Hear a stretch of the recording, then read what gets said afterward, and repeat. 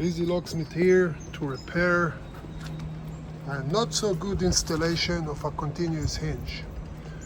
The door is dropping, you can see here, and it's touching the threshold, and that's why it's not latching, not every time. And that is because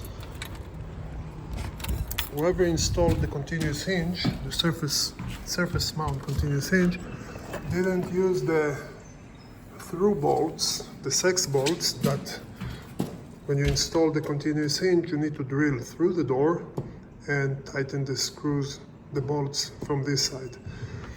And that's why the door dropped again. So this is the before, no through bolts, and we'll get back to you when we're done. The old hinge is gone. The new hinge is on. Now it's time to put the door in.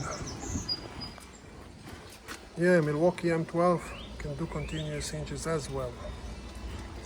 Went through this frame like it was butter.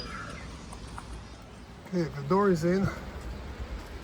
Starting to put in the through bolts. One is in, the holes are ready. And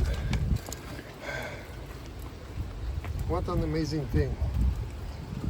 An impact and a drill M12. Okay, it's all done.